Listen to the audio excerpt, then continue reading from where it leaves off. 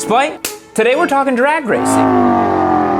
Yes, we are. Because we had an epic video that went live last week where we literally rented out an entire drag strip, which, can I say, was just like a childhood dream come true. It's unbelievable. That was so awesome. Yeah. To just have the strip all to yourself, you know, be able to just do a massive pull, loop around, jump on another bike, do another massive pull. Best day ever. Best day ever. It was awesome. It was a ton of fun. Yeah. And I think it's one of those things that people kind of discount a little bit. They do. Yeah. And, honestly, I discounted it a little bit.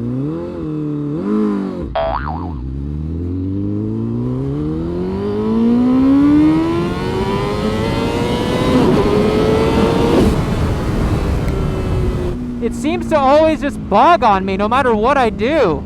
Never really, that was my first time drag racing motorcycles. Yeah, it was a ton of fun, and it was actually the second time I've been at that drag strip. Yeah. And it's just, you get on it and it's just all just so much fun. The lights go out, you just all ass down the strip. It was great. So today in this video, we're gonna kind of walk you guys through what you should expect if you're looking to drag race for your first time, what you might need to prepare for your drag race, and just kind of have a conversation about drag racing in general, because as we said earlier, you might think of it as this dumb caveman thing to do with your motorcycle, but it's kind of useful for other things which we'll talk about, and it's a ton of fun. Yeah. So let's get into it. Let's do it. Yeah. So, Spike, what do you think people need to go drag racing for their first time? What do they need? Well, it depends, right? So the first time I went drag racing, did it in jeans and a motorcycle jacket. Honest to God. There's a bit backyard where you went though, right? Yeah, well, it's the same strip. Yeah. So sometimes the rules change. I think if you want to be safe, you should be doing it in a suit like we were. Yes. And full face helmet. Full face helmet. Do not wear a half lid to go drag racing. Holy crap. No. Terrible idea. But I don't think you need to have like the full crazy one-piece leather race suit. Yeah. If you have the two-piece suit, which sometimes those are cheaper, that's going to be fine, because you're not like going across a bunch of different surfaces. It's just asphalt. Yeah, and in theory, your motorcycle should not lean at all, right? You're keeping it perfectly upright and just launching it and going fast in a straight line, so it's relatively safe, all things considered. Yeah, if you're gonna hit the dirt, it's because you looped it, and then you're gonna land flat on your back at like 5 miles an hour. Yeah, it's not gonna be pleasant, but probably you'll be okay. Yeah. In terms of skill set or experience, do you think this is something a newbie rider should go do? Maybe 1 year in the saddle? What do you think? I think anybody should go do it, man. Okay. Honestly, it's one of those things where it seems like a low skill ceiling. It's a low skill floor. Yeah. But the ceiling is quite high. Yeah, there you go. That's what I'm trying to say. It's easy to get into, but tough to master. So you can go out there with whatever motorcycle you have. The first time I went out, I was on a Harley street rod.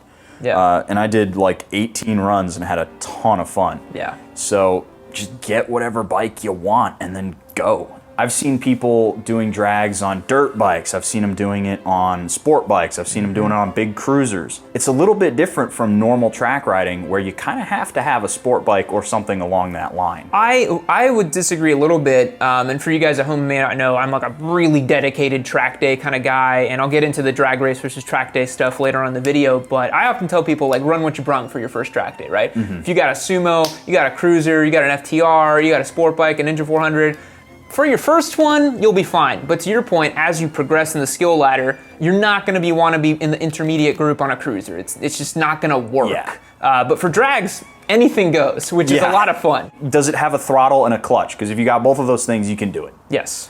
Doesn't matter whether you're on a little 400 or 1800 cc's. Yeah. You know, it's just go have fun. Those fun. are probably pretty comparable at the drags.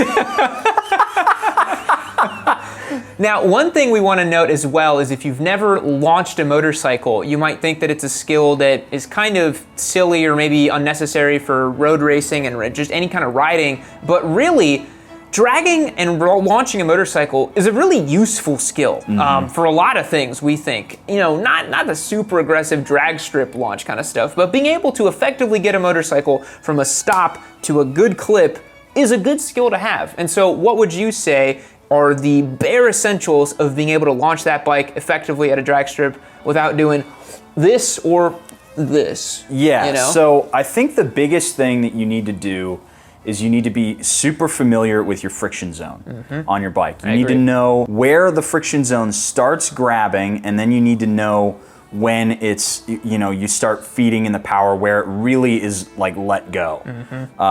And then you're basically rolling that lever across your knuckles as you're letting it out, and then you're feeding in power. You don't want to just be here and then go but, because then you're going to be looping your bike over. Yeah, and any bike probably north of a Gixxer 250's power has the capability to just loop out of first gear like that. So you guys do need to be careful when you're learning that. But in all honesty, for your very first time, you're probably gonna be so green and scared, you're probably gonna stall it more than you will loop it. And what happens if you stall?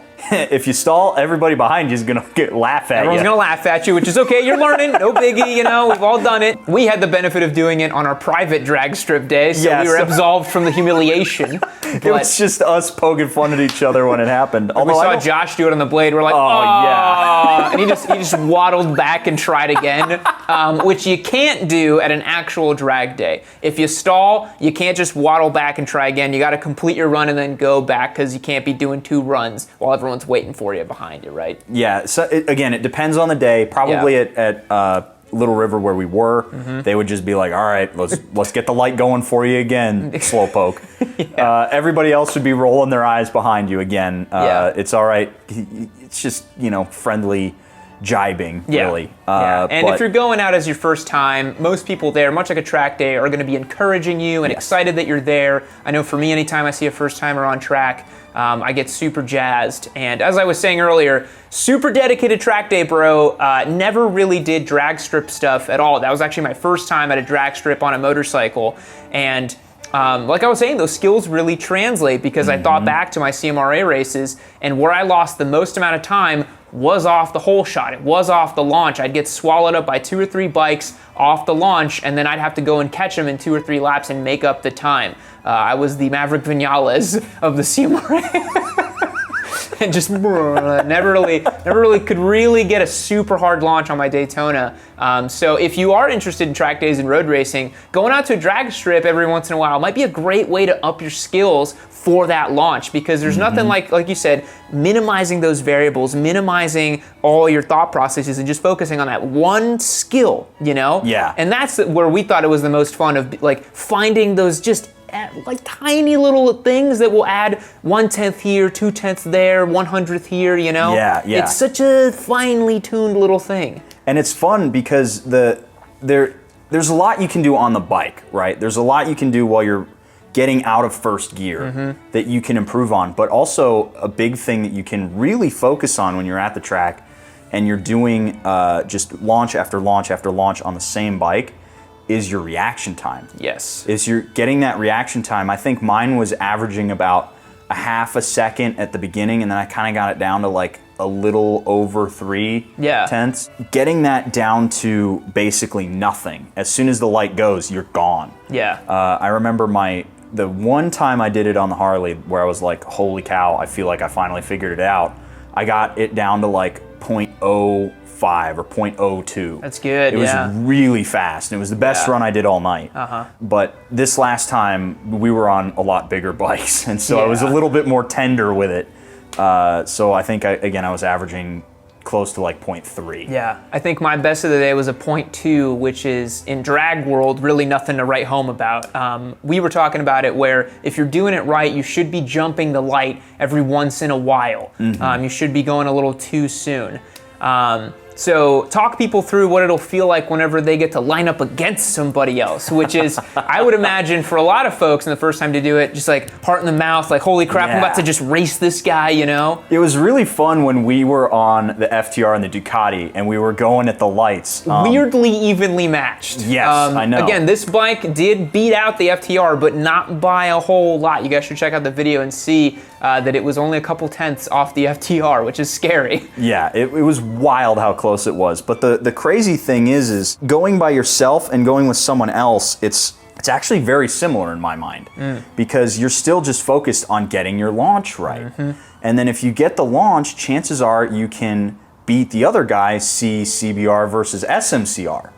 Yeah. Right? I mean, that the SMCR was able to launch versus the CBR, which couldn't. Yeah. And again, guys, we lined up that run knowing that the FIREBLADE was going to get stomped because nobody could launch it. And I'm sure you guys have already sounded off in the comments that we're a bunch of dummies and we don't know how to launch it. But 3 different relatively talented riders, nobody could do it. So either we all suck or something's weird with the bike. I'd like to think it's the motorcycle because if it wasn't, one of us could have done it, right? Like, I'd like to think so. I'd like to think that somebody could have done it, but it was impossible. But I will say, one of the coolest feelings in drag racing someone else, and that you only get that feeling once you've done like a lot of training and preparation for your first CMRA race, whereas in a drag strip, you can line up and literally have that, you know, kind of elbow to elbow racing feeling with very little, you know, preparation or legwork to do that, which is a lot of fun, you know? Yeah.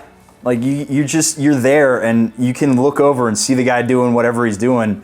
And then if you're good, you don't see him anymore. And if you're bad, you're like, I gotta catch him. Yeah, it was fun. There was a couple runs where you were on the FTR and you got me off the light, but I knew I had the horsepower and I was like, I'm gonna eat you up like on this little 1/8 mile strip. This bike will catch you, you know? Yep. So walk the folks through a couple of the key metrics when it comes to drag racing. Guys probably heard things like 60 foots, 330 foots, reaction times, quarter mile times, 1/8 mile times. Maybe we just want to do a quick rundown of some of those. So I think the biggest one, probably the most important and the thing you can work on the most is your reaction time. The reaction time expressed as RT. Yes. Yeah. Is the time between light goes green, you start moving. The second you start moving, it becomes your ET, your elapsed time. And that's the measure from wheel starts spinning to your end of the run at the trap. Yeah. But your reaction time is how long it takes for the motorcycle to start moving once the light goes green. And that's where you can really start playing with how you launch and how you react and how you start moving the bike to really start making up time and beating somebody else, I think, anyway. And then I think so too. I mean, as we saw with the SMCR on the Blade, races are won and lost in those first 60 feet in reaction times. Yes. 100%. And then so we have that 60-foot time, which is probably the most accurate to real world launch times, I would say. And that's literally how quickly you get from wheel starts moving to covering 60 feet. Yeah, and that's really where the skill is involved too, because after 60 foot, it's really just a matter of holding the bike wide open and not missing your shifts and just moving through the gears correctly, which is not super hard on most motorcycles nowadays. Although throughout the day, I think you or I maybe missed a couple shifts here and there. Yep. It happens. There was a couple of times when I hit the fuel cut on this. Yeah. But really that 60 foot is where your wheel is coming up on you. Yeah. And so that's where you have to manage keeping your weight over the front wheel or feathering the throttle just a little bit. Yeah. Yeah, because you don't want to be looping the bike out going like 40 or 50 or 60 miles per hour. That's going to hurt. Don't do that. See the shot where the FTR hit me in the face. Yes. There was one race that we did, I think it was the first time you and me lined up on these two bikes, where I was launching the bike and I got into it a little too hard and it went whap right into my face. And I put it down and then I got back on the throttle and whap right into my face again.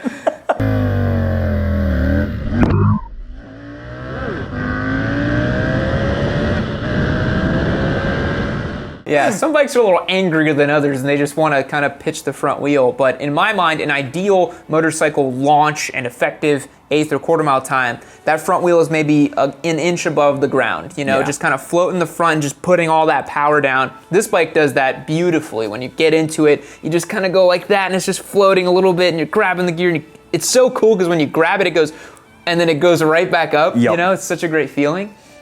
So for those of you at home who maybe didn't watch our drag race full production video, which you definitely should have, we actually have all the super detailed times here. And there's so much interesting data here from all these different bikes. On the whole, we were all fastest on the FTR. Yes. On average, everyone was able to effectively drag and rip that bike down the 1/8 mile the best and easiest. Yep. I think this is best evidenced by Josh's times on the FTR. So he did 4 runs on the FTR. He started at 8.1 seconds on the 1/8 mile. After 4 runs, he chopped that 0.6 of a second to 7.5 seconds on the 8th mile, which is faster than the online quoted times for that bike in the 8th. Everyone says that bike will do 8.1. We were seeing mid-7s all day long. Yep, on even flat track tires. Yeah, on we were talking to the guy who was running the lights for us, and you know, I was sitting there talking to him. I was like, "Is there anything we could be doing?" And he was like, "No, you're doing it good." And then he looked at this and he was like, you should change those tires if you want to come back. And I was like, well, you know. We'll just have to rinse out a drag strip again and take your buddy's carbon with the 17s. Yeah. That's what we must do. Yeah. Another interesting piece of data from the sheets here is the FIREBLADE, which we had issues with all day. Yeah. The fastest time of the day was the very first check run I did with it, where it didn't bog at a 7.4 second with 111 miles per hour at the trap, which is insane. In an eighth of a mile, you got that fast. In an eighth of a mile, it reached 111 miles an hour, which is bonkers fast. But the rest of the day, something went wrong with that bike's electronics package, I think. Because it would stand to reason that if it didn't, we would have at some point gone faster with that bike. Yes. Right? Because every other bike shows that pattern, right? Where like the first couple runs were the slowest, the runs later in the day as you got used to it, all got faster. The Blade did the opposite. All the runs got slower. So something was up with that bike, and I'd love to figure out what it was, because we tried launch control, we tried launching it normally, we tried feathering it in. Nothing worked. No, I honestly think that bike just has too much brains. It's like, no, this is caveman track day. Get me to a real racetrack. Yeah, meanwhile this had like its big fat furrowed brow and just like, go. This was my favorite bike on track for sure. The Ducati was a ton of fun. So much fun. I think the other really surprising thing was Josh's Suzuki, where he did an 8.1 on it, and that was 0.3 seconds faster than your Supermoto, in fact. Yep. So that Suzuki's no slouch. No, at it really 1100, isn't. it's kind of fast.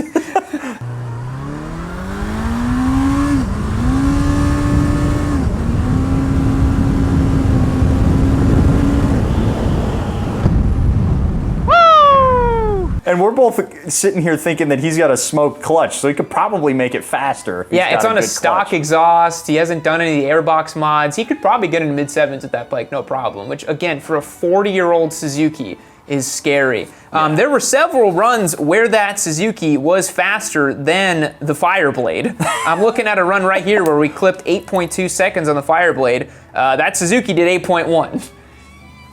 So the transitive property shows us that Suzuki's faster than the FIREBLADE, which is probably such a disappointment on track. Yeah. And then at the end of the day, we had Whitney go on track, which was a lot of fun, and she kind of demonstrated, I wish we could have filmed this a little bit better, because she demonstrated like very reluctant new kind of drag strip rider, right? Yeah. Where she was actually nervous to just go wide open. And when you're at the strip, if there was ever a place in the universe, that's where you can just crank it. Yeah. You know? And with wanton abandon. Yeah, just wow. Because even when you're so you've finished your 8th mile, you can continue to accelerate because they have this huge runoff at these drag strips that are basically designed for supercars and drag busas. Yeah. Where you can, it's almost probably a mile long, the whole strip. So you have a ton of space to slow down. So literally, there's no excuse to not be here once you're rolling. You know, you don't want to be here and then launch. You just want to feed it in and then go wide open. Yep. And just hold it there. Yeah, that's the whole point. Keep it wide open, hold it there until you finish the run, and then slowly let off, grab some brake. You got plenty of runoff room, and it's really nice. One thing I'd like to point out that we didn't point out in the video, you actually had a PR on here above everyone else. You had the best 60-foot time on the FTR. You did a 1 second .90. Damn. That's the fastest anyone did ever on any bike anywhere. I think this was you on the black one on the FTR here, as I'm seeing on here. So sweet. That's I a good run. got my name on the board somewhere. Yeah, Spike got himself something there. But yeah, we would really recommend going out to a drag strip. The best part about it too is they're usually pretty cheap to go out and run it. How much was it for you to go with your Harley back in the day? I literally paid $50 to camp at a drag strip and have all you could run. nothing. Yeah. So, you know, compared to track days, that's nothing. Yeah, I did like 18 runs one night and then another 18 runs another night. I did so many. Yeah. To the point where literally I was getting my launch times down super duper low. Yeah. So just go have fun. Just go rip it. It's another facet of motorcycling you guys can go out and explore. We tell you guys all the time, go book like an off-road day, go try adventure riding, go do a track day, go do some motocross if you can. Do a drag day. I mean, it's another element, another kind of dimension of motorcycling that is fun. It has its own subculture. It's totally different than any other kind of racing. A lot of Busa boys be out there. A lot of Busa boys be out there doing grudge racing, which, if I remember correctly, is just like you just line up and whoever makes it to the light first wins, right? Yep. That's what grudge racing is, and it's right? The track record at the track we were at was 4.1 seconds in an eighth mile on a Busa, which was stretched with NOS, and he did it at 200 miles an hour in the trap. So you guys talk about 0 to 60 in like 3 seconds. This was 0 to 200 in 4 seconds. We were kind of thinking that you don't even really perceive speeds at that level. I think you just hold on and hope you live type of thing. Because there's no way I'd be strong enough or brave enough to do that, dude. It's over before you knew what happened. Yeah. 1, 2, 3, 4. You're at 200 miles. No, I'm not doing that. No way. I think a lot of people are going to be curious as to why a certain bike was not at the drag strip that day. I think a lot of folks are wondering, where was the Hayabusa? Yeah. So Spike, why wasn't the Hayabusa at the drag strip? Because y'all haven't subscribed enough yet. Because the engine's in pieces. Yeah, you guys gotta subscribe. We literally have the videos waiting and unlisted. We gotta make one more of them, but there's gonna be enough time, and that's why the Hayabusa was not at the drag strip. It is your fault that it wasn't there, because if we had 1 million, we could have put the Turbo Busa on the drag strip, and everyone would have shit their pants trying to run that thing. Oh, it would be horrifying. Can you imagine launching that sucker in first gear? No. No, I'm good. I'd probably just be like, and then it'd probably do like a 7.5, you know, and that's it. If ever there was a scary motorcycle, that is one. So please subscribe to the channel so we can show the world of Turbo Busa. The videos are already done, the bike's done. It's getting some more fun stuff added to it, and we'll show you guys in the mini doc series. It's got literally like a 4-part or 5-part video series about the Turbo Hayabusa because it took months to put together. So please subscribe. It's gonna be worth your while. Wrap up thoughts on drag strip? Just go do it, man. Just go do it. Absolutely, just go do it. It's a ton of fun. Get some buddies together. I mean, I'm putting together a drag day with my group of friends at that strip, and it's not going to cost a ton of money. We're just going to split it pirate shares, and everybody's going to pay their fair share, and we're going to have the track for a day. Yeah. So. And then you can empirically find out who is fastest. Yeah, it probably won't be me, but I'm still going to have some fun. Yep.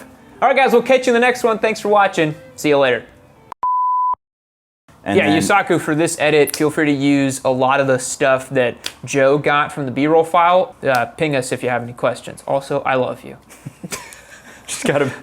I love you. So, will you marry me?